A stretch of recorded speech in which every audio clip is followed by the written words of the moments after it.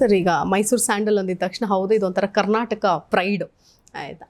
ಕರ್ನಾಟಕದಲ್ಲೇ ಇದು ಕಂಪ್ಲೀಟಾಗಿ ಎಲ್ಲರ ಒಂದು ಮನೆ ಮಾತಾಗಿದೆ, ಎಲ್ರಿಗೂ ಕೂಡ ಗೊತ್ತಿದೆ. ಬಟ್ ಬೇರೆ ಬೇರೆ ಕಂಪನಿಗಳ ಹಾವಳಿ ಅಥವಾ ಕಾರ್ಪೊರೇಟು ಅಥವಾ MNCs ಅದನ್ನ ತಪ್ಪು ಅಂತಲೂ ಹೇಳೋಕ್ಕಾಗಲ್ಲ. ಆದರೆ ಇನ್ನೂ ಹೆಚ್ಚಿನದಾಗಿ ಅದರಲ್ಲೂ ವಿಶೇಷವಾಗಿ ಸರ್ಕಾರಿ ಸೇವೆಯಲ್ಲಿರುವಂಥವರಿಗೆ ಒಂದು ಸ್ವಲ್ಪ ಕಡಿಮೆ ದುಡ್ಡಿನಲ್ಲಿ ಕೊಡುವಂಥದ್ದಾಗಿರ್ಬೋದು, ಈ ಥರದ ಒಂದಷ್ಟು ಆ್ಯಕ್ಟಿವಿಟೀಸ್ ಈಗಾಗಲೇ ನಡೀತಾ ಇದೆ. ಬಟ್ ಅದ್ರ ಹೊರತಾಗಿ ಇದಕ್ಕೆ ಯಾವ ಥರದ ಪ್ಲ್ಯಾನಿಂಗ್ಸ್ ಏನಾದ್ರು ಮಾಡ್ಕೊಂಡಿದ್ದೀರಾ ಸರ್? ಇಲ್ಲ, ನಮಗೆ ಆ್ಯಕ್ಚುಲಿ ಈಗ ನಾವೇನು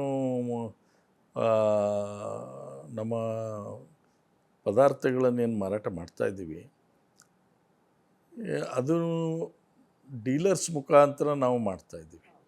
ಈಗ ಗೌರ್ಮೆಂಟ್ ಏಜೆನ್ಸಿಗೆ ಡೈರೆಕ್ಟಾಗಿ ನಾವು ಕೊಡ್ತಾಯಿದ್ದೀವಿ. ಫಾರ್ ಎಕ್ಸಾಂಪಲ್ ಸೋಷಿಯಲ್ ವೆಲ್ಫೇರ್ ಡಿಪಾರ್ಟ್ಮೆಂಟಿಗೆ, ಹಾಸ್ಟೆಲ್ಗಳಿಗೆ ಅದು ಸ್ವಲ್ಪ ರಿಯಾಯಿತಿ ದರದಲ್ಲೇ ಕೊಡ್ತಾಯಿದ್ದೀವಿ. ಈಗ PWDಗೆ ಸರ್ಕ್ಯುಲರ್ ಇದೆ, ಇದೇ ನಮ್ಮ ಸೋಪ್ಸನ್ನು, ಹ್ಯಾಂಡ್ ವಾಶನ್ನು ಎಲ್ಲ ಬಳಕೆ ಮಾಡ್ಕೋಬೇಕು ಅಂತ ಗೌರ್ಮೆಂಟ್ ಸರ್ಕ್ಯುಲರ್ ಇದೆ. ಆದರೆ ಮಧ್ಯೆ ನಿಂತೋಯ್ತು, ಈಗೂ ನಿಂತಿದೆ, ಇನ್ನೂ ಮತ್ತೆ ಪುನಃ ಪ್ರಾರಂಭ ಆಗಬೇಕದು. ನಾವು ಈಗಾಗಲೇ ಪತ್ರ ಬರೆದಿದ್ದೀವಿ, PWDಗೂ ಬರೆದಿದ್ದೀವಿ, ಆಮೇಲೆ ಗೌರ್ಮೆಂಟ್ ಆಫೀಸಸ್ಸಿಗೆ ಬರೆದಿದ್ದೇವೆ, ಜಂಗಲ್ ಲಾಜಿಸ್ಟಿಗೆ ಬರೆದಿದ್ದೇವೆ, ಟೂರಿಸಮ್ ಡಿಪಾರ್ಟ್ಮೆಂಟಿಗೆ ಬರೆದಿದ್ದೇವೆ. ಇವರೆಲ್ಲ ಬಳಕೆ ಮಾಡ್ಕೊಳ್ಳೋಕ್ಕೆ that is not a big number, ದೊಡ್ಡ ಇದೇನಲ್ಲ. ಬಟ್ ನಮ್ಮದು ಪಬ್ಲಿಸಿಟಿ ಆಗಲಿಕ್ಕೆ ಸಾಧ್ಯತೆ ಹೆಚ್ಚಾಗ್ತದೆ, ಪಬ್ಲಿಸಿಟಿ ಜಾಸ್ತಿ ಆಗಲಿಕ್ಕೆ ಸಾಧ್ಯ ಆಗ್ತದೆ. ಸೊ ಆ ದೃಷ್ಟಿಯಿಂದ ಕೂಡ ಪ್ರಯತ್ನ ಆಗ್ತಾಯಿದೆ. ನಾವು ಅಷ್ಟೇ ಅಲ್ಲ, ರೈಲ್ವೆ ಡಿಪಾರ್ಟ್ಮೆಂಟ್ನವ್ರ ಜೊತೆ ಕೂಡ ಮಾತಾಡಲಿಕ್ಕೆ ಸೋಮಣ್ಣ ಅವ್ರ ಜೊತೆ ಚರ್ಚೆ ಮಾಡಿದ್ದೀವಿ, ರೈಲ್ವೆ ಡಿಪಾರ್ಟ್ಮೆಂಟ್ ಅವ್ರ ಜೊತೆನೂ ಚರ್ಚೆ ಮಾಡಿದ್ದೀವಿ.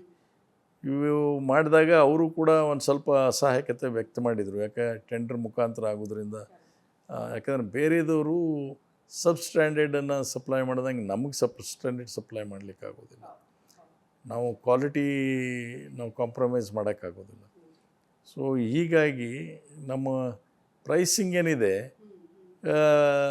ಅದನ್ನು ನಾವು ಮ್ಯಾನುಫ್ಯಾಕ್ಚರಿಂಗ್ ಕಾಸ್ಟು ಪ್ಲಸ್ ನಮ್ಮ ರಾ ಮಟೀರಿಯಲ್ಲು, ಮ್ಯಾನುಫ್ಯಾಕ್ಚರಿಂಗ್ ಕಾಸ್ಟು ಪ್ಲಸ್ ನಮ್ಮ ಸಂಸ್ಥೆಗೆ ಆಗ್ತಕ್ಕಂಥ ಲಾಭ, ಇದನ್ನೆಲ್ಲ ಇಟ್ಕೊಂಡು ನೋಡಿದಾಗ ನಾವು ಅವ್ರ ಜೊತೆ ಕಾಂಪೀಟ್ ಮಾಡೋಕ್ಕೆ ಒಮ್ಮೆ ಸಾಧ್ಯ ಆಗೋದಿಲ್ಲ.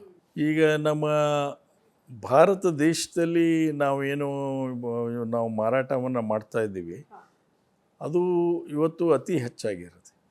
ಎಕ್ಸ್ಪೋರ್ಟ್ಸ್ನಲ್ಲಿ ನಾವು ಕಡಿಮೆ ಇದ್ದೀವಿ, ಅದು ಕೇವಲ 1.5% 2% ಮಾತ್ರ ಎಕ್ಸ್ಪೋರ್ಟ್ಸ್ನಲ್ಲಿದ್ದೀವಿ. ಸೊ ಹೀಗಾಗಿ ಇವತ್ತು ನಮ್ಮ MD ಅವರು ನಮ್ಮ ಇಲ್ಲಿರ್ತಕ್ಕಂಥ ಆಡಳಿತ ಮಂಡಳಿಯವರು ಕೂಡ ಏನು ಆಲೋಚನೆ ಮಾಡಿದ್ದಾರೆ ಅಂದರೆ, ವಿದೇಶದಲ್ಲಿ ಕೂಡ ನಮ್ಮ ಡಿಸ್ಟ್ರಿಬ್ಯೂಟರ್ಸನ್ನು ಮಾಡಬೇಕು, ಆಮೇಲೆ ಅದರ ಬಗ್ಗೆ ಹೆಚ್ಚು ಪ್ರಚಾರ ಕೊಡಬೇಕು, ಅಲ್ಲಿ ಕೂಡ ನಮ್ಮ ಅಡ್ವರ್ಟೈಸ್ಮೆಂಟ್ಸ್ ಹೋಗಬೇಕು ಅನ್ನುವಂಥ ದೃಷ್ಟಿ ನಡೆದಿದೆ. ಸೊ ಅಲ್ಲೇ ಕನಿಷ್ಠ ಪಕ್ಷ ನಾವು ಅಲ್ಲಿಯೂ ಕೂಡ ಒಂದು 5-10% ಟಾರ್ಗೆಟ್ ರೀಚ್ ಮಾಡಬೇಕು ಅನ್ನುವಂಥ ಆಲೋಚನೆ ಕೂಡ ಇದೆ. ಸೊ ಅದ್ರ ಬಗ್ಗೆಯೂ ಈಗಾಗಲೇ ಗ್ಲೋಬಲ್ ಇನ್ವೆಸ್ಟರ್ಸ್ ಮೀಟಿಗೆ ನಾವು ಸ್ಪಾನ್ಸರ್ ಮಾಡಿದ್ದೀವಿ. ಮತ್ತು ನಾಳೆ ನಮ್ಮ ಇದರಲ್ಲಿ ದಾವಸ್ನಲ್ಲಿ ನಡೀತಕ್ಕಂಥ ಎಕನಾಮಿಕ್ ಫೋರಮ್ ಏನಿದೆ ಅದರಲ್ಲಿ ಕೂಡ ನಾವು ಸ್ವಲ್ಪ ಮಟ್ಟಿಗೆ ಸ್ಪಾನ್ಸರ್ ಮಾಡ್ತಾಯಿದ್ದೀವಿ. ನಮ್ಮಿಂದ ಮಂತ್ರಿಗಳೇನು ಹೋಗ್ತಾ ಇದ್ದಾರೆ. So we are trying to do all best possible to see that our products are more popularised, ಆಮೇಲೆ ಅಲ್ಲಿ ಜನರ ಅಕ್ಸೆಪ್ಟೆನ್ಸ್ ಬರುವ ರೀತಿಯಲ್ಲಿ ಪ್ರಯತ್ನ ಮಾಡ್ತಾ ಇದ್ದೀವಿ. ನಿಜ, ಎಸ್ ಸರ್. ಇದರ ಜೊತೆ ಹೇಳಿದ್ರೆ ಅಂತಾರಾಷ್ಟ್ರೀಯ ಮಟ್ಟದಲ್ಲಿ ಈಗ ಆಲ್ರೆಡಿ ಸಾಕಷ್ಟು ಜನ ಗೊತ್ತಿದೆ. ಅದರಲ್ಲೂ ನಮ್ಮ ಕನ್ನಡಿಗರು ಕೂಡ ಅಲ್ಲಿ ಬೇಡಿಕೆ ಅಂತೂ ಇದ್ದೇ ಇದೆ, ಅಲ್ಲಿ ಬೇಕು ಪ್ರಾಡಕ್ಟ್ಸು ಅನ್ನುವಂಥ ನಿಟ್ಟಿನಲ್ಲಿ. ಸೊ ಆ ನಿಟ್ಟಿನಲ್ಲಿ ಒಂದಷ್ಟು ಕೆಲಸಗಳಾಗ್ತಾರೆ. USA ಕೇಳ್ತಾ ಇದ್ದಾರೆ, ಅವ್ರೇನಂದರೆ ನಮ್ಗೇನು ಇನ್ನೂ ಸ್ವಲ್ಪ ಕನ್ಸೆಷನಲ್ ಪ್ರೈಸ್ನಲ್ಲಿ ಕೊಡ್ತೀರಿ ಅಂತ ಕೇಳಿದ್ದಾರೆ. ಅದ್ರ ಬಗ್ಗೆ ಇವತ್ತು ಡಿಸ್ಕಷನ್ ಆಗಿದೆ. ಒಂದು ಪಾಲಿಸಿಯಾಗಿ ತರಬೇಕು ಅಂತ ಮಾಡಿದ್ದೇವೆ. ಯಾಕಂದರೆ ಬಾಂಗ್ಲಾದೇಶ ಪಾಕಿಸ್ತಾನಿಗೂ ಅದೇ ರೇಟು, ಅಮೇರಿಕಾಕ್ಕೂ ಸಪ್ಲೈ ಮಾಡೋದು ಅದೇ ರೇಟು ಅಂದಾಗ transportation cost is very high. So ಅವನು ಇಲ್ಲಿ ಬಲ್ಕಾಗಿ ಬಾಯ್ ಮಾಡ್ತಾನೆ, ಅಲ್ಲಿ ಹೋಗಿ ಅದೇ ರೇಟಿಗೆ ಕೊಡಬೇಕು ಅಂದ್ರೆ ಆಗಲಿಕ್ಕಿಲ್ಲ. ಸೊ ನಾವು ಅದಕ್ಕೆ ಒಂದೊಂದು ಕಂಟ್ರಿಗೆ ಏನು ಪ್ರೈಸನ್ನು ಫಿಕ್ಸ್ ಮಾಡಬೇಕು ಅನ್ನುವಂಥದ್ದು ಒಂದು, ಟ್ರಾನ್ಸ್ಪೋರ್ಟೇಷನ್ ಕೂಡ ಹೇಗೆ ಬೇರ್ ಮಾಡಬೇಕು ಅನ್ನೋದು ಒಂದು, ಏನು ಕನ್ಸೆಷನ್ಸ್ ಅವ್ರಿಗೆ ಕೊಡಬೇಕು, ಆ ಮಾರ್ಜಿನನ್ನು ಕೊನೆಗೆ ಅಲ್ಟಿಮೇಟ್ಲಿ ಈ ಕನ್ಸ್ಯೂಮರಿಗೆ ನಾವು ಅದನ್ನು ಪಾಸ್ ಆನ್ ಮಾಡಿದರೆ ಸೊ ಪ್ರಾಡಕ್ಟ್ಸ್ ಹೆಚ್ಚು ಸೇಲ್ ಆಗುತ್ತೆ, ಕ್ವಾಂಟಮ್ ಹೆಚ್ಚು ಸೇಲ್ ಆಗುತ್ತೆ. ಸೊ ಹೀಗಾಗಿ ನಮ್ಮ ಟರ್ನ್ ಓವರ್ ಹೆಚ್ಚಾಗಲಿಕ್ಕೆ ಸಾಧ್ಯ. ಇದನ್ನೆಲ್ಲ ಆಲೋಚನೆ ಮಾಡ್ತಾ ಇದ್ದೀವಿ. ಇಷ್ಟೊತ್ತು ನಾನು ನಿಮ್ಮ ಜೊತೆಗೆ ಮಾತಾಡಿದ್ದು ಒಬ್ಬ ರಾಜಕಾರಣಿ ಜೊತೆಗೆ ಮಾತಾಡ್ತಾ ಇದ್ದೀನಿ ಅಂತ ಅನ್ನಿಸ್ಲಿಲ್ಲ, ಒಬ್ಬ ಪಕ್ಕಾ ಬಿಸ್ನೆಸ್ ಮ್ಯಾನ್ ಜೊತೆ ಕುತ್ಕೊಂಡು ಮಾತಾಡ್ತಾ ಇದ್ದೀನಿ ಅಂತ ಅನ್ನಿಸ್ತು. ಈ ಒಂದು ವ್ಯಾವಹಾರಿಕವಾದಂತಹ ಒಂದು ನೆಲೆಗಟ್ಟು ಯಾವ ಸಂದರ್ಭದಲ್ಲಿ ನಿಮಗೆ ಬಂದಿದ್ದು, ಅಥವಾ ಹೇಗೆ ಇದೆಲ್ಲ ಸಾಧ್ಯ ಆಯಿತು ಸರ್? ದಿಸ್ ಈಸು ನಾನು ಹೇಳುವಂಥದ್ದು ಯಾವುದೇ ವ್ಯಕ್ತಿ ಆಗಲಿ ಹುಟ್ಟಲಿಂದ ಎಲ್ಲನೂ ಎಲ್ಲನೂ ಕಲಿಯೋದಿಲ್ಲ. KSTLಗೆ ಬಂದ ನಂತರ ಇಲ್ಲಿರುವಂಥ ಒಂದು ಸಮುದಾಯ ಏನಿದೆ ಅದರಲ್ಲಿ ನಾವು ಎಷ್ಟು ಭಾಗಿಯಾಗಿದ್ದೇವೆ ಅದು ನಮಗೆ ಕಲಿಸುತ್ತೆ. ಅದು ಕಲಿಸಿದಾಗ ಏನಾಗುತ್ತೆ ಅಂದರೆ ಬೇರೆ ಮಾರ್ಕೆಟನ್ನು ಸ್ಟಡಿ ಮಾಡ್ತೀವಿ. ಆ ನಂತರ ಇವತ್ತು ನಮಗೇನು ಏನೂ ತೊಂದರೆ ಇಲ್ಲ, ನೀವು ಗೂಗಲ್ ಮಾಡಿದರೆ ಯಾವ ಸಬ್ಜೆಕ್ಟ್ ಬಗ್ಗೆ ಆದರೂ ನಿಮಗೆ ಇನ್ಫಾರ್ಮೇಷನ್ ಸಿಗುತ್ತೆ, ಮಾಹಿತಿ ಸಿಗುತ್ತೆ. ಸ್ವಲ್ಪ ಮಟ್ಟಿಗೆ ಅದರ ಬಗ್ಗೆ ಹೆಚ್ಚು ಜ್ಞಾನ ಪಡೆಯುವಂಥ ಪ್ರಯತ್ನ ಮಾಡ್ತೀವಿ. ನಾನೇನು ಬಿಸ್ನೆಸ್ ಮ್ಯಾನ್ ಅಲ್ಲ, ನನಗೆ ಇವತ್ತು ಕೂಡ ಬ್ಯಾಂಕ್ ಬ್ಯಾಲೆನ್ಸ್ ಅನ್ನೋದೇ ಗೊತ್ತಿಲ್ಲ. ಸೊ ಹೀಗಿದ್ದಾಗ ಬ್ಯಾಂಕ್ ಬ್ಯಾಲೆನ್ಸ್ ಅನ್ನೋದೇ ನನಗೆ ಗೊತ್ತಿಲ್ಲ. ಬಟ್ ಒಂದೇನೆಂದರೆ ಇನ್ಸ್ಟಿಟ್ಯೂಷನ್ನಿಗೆ ಬಂದ ಮೇಲೆ ನಾವು ಅದರಲ್ಲಿ ಇನ್ವಾಲ್ವ್ ಆಗಬೇಕು. ಆ ಇನ್ವಾಲ್ವ್ಮೆಂಟ್ ಆದಾಗ ಇಲ್ಲಿರುವಂಥ ಡಿಪಾರ್ಟ್ಮೆಂಟ್ಸೂ ನಮ್ಗೆ ಅಡ್ವೈಸ್ ಮಾಡ್ತಾರೆ, ಇದರ ಬಗ್ಗೆ ಯಾವ ರೀತಿಯಾಗಿ ನಾವು ಪ್ರೋಗ್ರೆಸ್ ಮಾಡ್ಬೋದು, ಏನು ಮಾಡ್ಬೋದು ಅಂತ. ಇದೆಲ್ಲ ಒಂದು ಜನರಲ್ ನಾಲೆಜ್. ಈ ಜನರಲ್ ನಾಲೆಜ್ ಇವತ್ತು ಈ general knowledge helps more than anything. So ಹೀಗಾಗಿ ಈ ಅನುಭವ ನಮಗೆ ಬಂದಿದ್ದು KSTLinದನೇ, ಬೇರೆ ಹೊರಗಿಂದ ಬಂದಿಲ್ಲ. KSTL has taught me many things.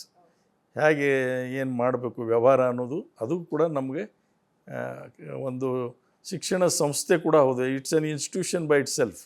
ದೊಡ್ಡ ಮಾತು ಸರ್. ಬಹುಶಃ ಎಲ್ಲ ರಾಜಕಾರಣಿಗಳು ಇಂತಹ ಒಂದಷ್ಟು ಗುಣಗಳನ್ನು ಮೈಗೂಡಿಸ್ಕೊಂಡ್ರೆ ಯಾವ ಸಂಸ್ಥೆ ಕೂಡ, ಅದರಲ್ಲೂ ಸೇಲ್ಸಲ್ಲಿರುವಂತಹ ಯಾವ ಸಂಸ್ಥೆ ಕೂಡ ನಷ್ಟಕ್ಕೆ ಹೋಗೋದಿಲ್ಲ ಅಂತ ಅನಿಸುತ್ತೆ. ಇದು ಅತಿಶಯೋಕ್ತಿ ಏನಲ್ಲ. ಬಟ್ ಈಗ ರಾಜಕಾರಣಿಯಾಗಿ ನೋಡೋದಾದರೆ CS ನಾಡಗೌಡರು ಹೇಗೆ ಅಂದರೆ ಸೋಲಿಲ್ಲದ ಸರದಾರ ಅಂತ ಹೇಳ್ಬೋದು.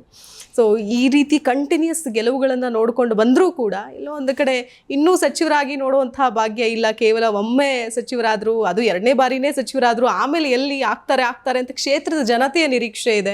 ಅಥವಾ ನಿಮಗೇನೆ ಆಸೆ ಇಲ್ವಾ, ಆ ಕಡೆಯಿಂದ ಏನು ಬರ್ತಾ ಇಲ್ವಾ? ಸಂಪುಟ ವಿಸ್ತರಣೆ ಆದರೆ ನೀವು ಕೂಡ ಆಕಾಂಕ್ಷಿ ಇದ್ದೀರಾ? ಹೇಗೆ?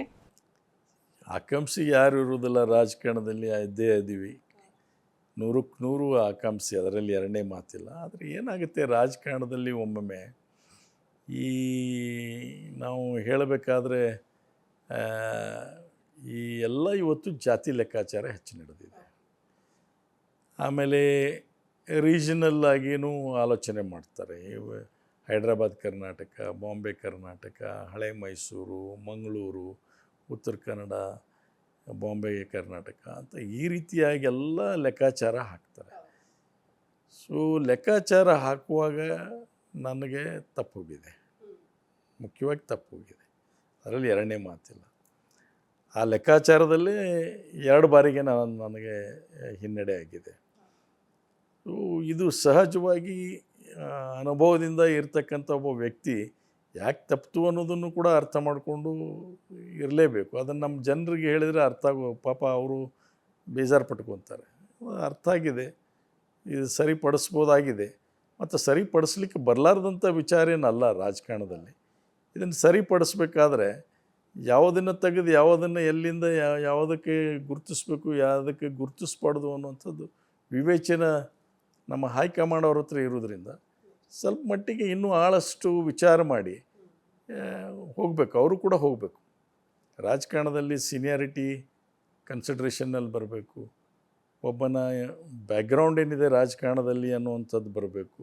ಇದೆಲ್ಲ ಹಿಂದಿತ್ತು 15-20. ನಾನು ಮನೆಯಲ್ಲೇ ಕೂತಿದ್ದೆ. ನಾನು ಮಂತ್ರಿ ಆದಾಗ ಫಸ್ಟ್ ಟೈಮ್ ನನಗೆ ಗೊತ್ತೂ ಇಲ್ಲ ಮಂತ್ರಿ ಆಗ್ತಾಯಿದ್ದೀನಿ ಅಂತೇಳಿ. ನನ್ನ ಮನೆಯವರೆಗೂ ಬಂತು. ಅಂದರೆ ವ್ಯತ್ಯಾಸ ಏನಾಗಿದೆ ಇವತ್ತಿಗೆ ಅವತ್ತಿಗೆ ಅಂತ ಹೇಳ್ತಾ ಇದ್ದೀನಿ. ಇವತ್ತು ಹೇಳಿದ್ನಲ್ಲ, ಭಾಳಷ್ಟು ಲೆಕ್ಕಾಚಾರದಲ್ಲಿ ನೋಡ್ತಾರೆ. ಕೆಲವೊಮ್ಮೆ ಈ ಲೆಕ್ಕಾಚಾರಗಳನ್ನು ಬದಿಗೊತ್ತಬೇಕು. ಸರ್ಕಾರಕ್ಕೆ ಒಳ್ಳೆಯ ಹೆಸರು ತರ್ತಕ್ಕಂಥ ರೀತಿಯಲ್ಲಿ ಮತ್ತು ಪಕ್ಷಕ್ಕೆ ಶಕ್ತಿ ತುಂಬತಕ್ಕಂಥದ್ದು ಏನು ಸಾಧ್ಯನೋ ಆ ದೃಷ್ಟಿಯಿಂದ ನಾನು ಸೋಷಿಯಲ್ ಜಸ್ಟಿಸ್ಗೆ ವಿರುದ್ಧವಾಗಿಲ್ಲ. ಸೋಷಿಯಲ್ ಜಸ್ಟಿಸ್ ಇರಲೇಬೇಕು. ಸೋಷಿಯಲ್ ಜಸ್ಟಿಸ್ ಇರದೇ ಇದ್ದರೆ, ಪ್ರಾಮುಖ್ಯತೆ ಕೊಡದೇ ಇದ್ದರೆ ಆ ಪಕ್ಷಕ್ಕೆ ಒಳ್ಳೆಯ ಹೆಸರು ಬರೋದಿಲ್ಲ. ಆದರೆ out of the lot you should select the best. ನಾನು ಬೆಸ್ಟ್ ಅದೀನಿ ಅಂತ ಹೇಳೋದಿಲ್ಲ, ನನಗಿಂತ ಒಳ್ಳೆಯವರು ಇದ್ದಾರೆ. ಈಗ ಸೆಲೆಕ್ಟ್ ಮಾಡಿದವರು ನನಗಿಂತ ಒಳ್ಳೆಯವರು ಇರ್ಬೋದು. ಆದರೆ ಮುಂದೆ ಮಾಡುವಾಗೂ ಕೂಡ ಈ ದೃಷ್ಟಿಕೋನ ಇಟ್ಕೊಂಡು ಮಾಡಲಿ ಅನ್ನುವಂಥದ್ದೇ ನನ್ನ ಇಚ್ಛೆ.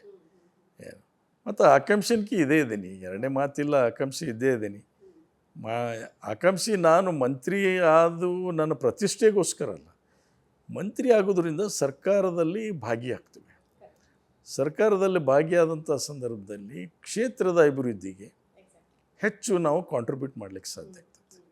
ಇವತ್ತು ನಾನು ಇನ್ನೊಬ್ಬನ ಕಡೆ ಹೋಗಿ ಕೇಳಿ ತೊಗೊಳ್ಳೋದು ಹೇಗೆ, ನಾವೇ ಕೂತ್ಕೊಂಡು ಮಾಡೋದು ಹಾಗೆ, ವ್ಯತ್ಯಾಸ ಇದು. So you will be at the command, but ನಾವ್ I am not at the command, I am at the receiving end. So this is the difference. So ಆ ಅವಕಾಶ ಕೊಡಲಿ ಅಂತ ನನ್ನ ಬೇಡಿಕೆ ಇದೆ ಅಷ್ಟೇ.